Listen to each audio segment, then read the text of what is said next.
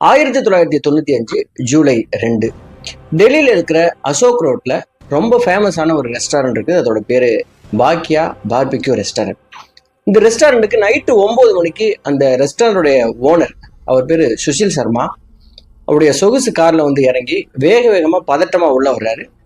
9 மணிக்கே இந்த ஹோட்டலை மூடணும், சாப்பிட்டு இருந்தவங்களுக்கு இதோட சர்வீஸ் நுப்பாட்டுங்க அப்படின்னு சொல்லிட்டு எல்லாரையும் அனுப்பிடுறாரு.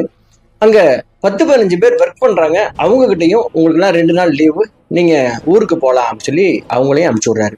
அங்க இன்சார்ஜ் ஒருத்தர் இருக்காரு, அவர் பேரு கேசவகுமார். அவரை மட்டும் இருக்க சொல்லிட்டு எல்லாரும் போனதுக்கு அப்புறம் இந்த கேசவகுமார்ட்ட நீ எனக்கு ஒரு உதவி பண்ணணும் அப்படின்னு சொல்லிட்டு அவங்க கையை பிடிச்சிட்டு கெஞ்சுறாரு. சுஷில் சர்மா என்ன உதவி கேட்டார். அந்த உதவியை கேட்டதும் கேசவகுமாருக்கு பயங்கரமான அதிர்ச்சி. அன்னைக்கே அவர் இந்த உதவியை என்னால செய்ய முடியாதுன்னு தலைதறிக்க ஓடி போயிருந்தாருன்னா 10 வருஷம் அவருடைய வாழ்க்கைய தீகார் ஜெயில கழிச்சிருக்க வேண்டிய அவசியம் வந்திருக்காது. சரி, அந்த ஓனர் என்ன உதவி கேட்டார், இவர் என்ன செஞ்சாரு, அதுக்கப்புறம் இந்தியா முழுவதும் ரொம்ப பரபரப்பா பேசப்பட்ட ஒரு கேஸா இது எப்படி மாறினது அப்படிங்கிற எல்லா மர்மங்களையும் இந்த வீடியோல நம்ம பார்க்க போறோம். எந்த இடத்துலையும் இந்த வீடியோ நீங்க ஸ்கிப் பண்ணாதீங்க.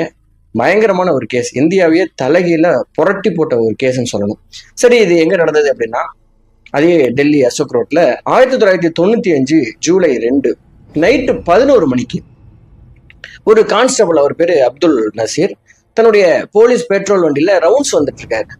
இந்த அசோக் ரோடுங்கிறது ரொம்ப பரபரப்பான ஒரு ரோடு. நைட்டு ஒரு 11 மணிக்கு அப்படிங்கிறதுனால கொஞ்சமா கூட்டம் குறைஞ்சு மக்கள்லாம் அவங்க வீட்டுக்கு போயிட்டு இருந்தாங்க.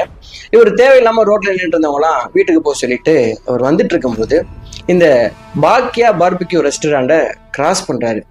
அப்படி அதை தாண்டி போகும்போது அந்த ஹோட்டல்ல இருந்து அளவுக்கு அதிகமான புகை வர்றதை பாக்குறாரு.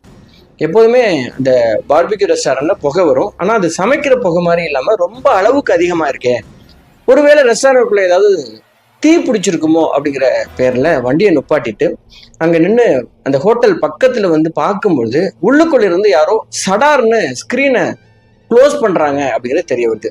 ஏன் நம்மளை பார்த்து இவங்க ஸ்கிரீனை க்ளோஸ் பண்றாங்க அப்படின்னு இவருக்கு சந்தேகம். இப்ப உடனடியாக அவர் என்ன பண்றாருன்னா, பின்னாடி காம்பவுண்ட் வழியா ஏறி குதிச்சு உள்ள போறாரு. கிச்சன் அந்த டோரை திறந்து உள்ள போனா 2 நபர்கள் அங்க நிக்கிறாங்க. அந்த 2 நபரும் தந்தூரி மெஷின் பக்கத்துல நின்று எதையோ போட்டு நிறைய புகை வர்ற மாதிரி எரிச்சிட்டு இருக்காங்க. அதை பார்த்ததும் என்ன பண்றீங்க 2 பேரும் அப்படின்னு சொல்லி இவர் கேட்கிறாரு.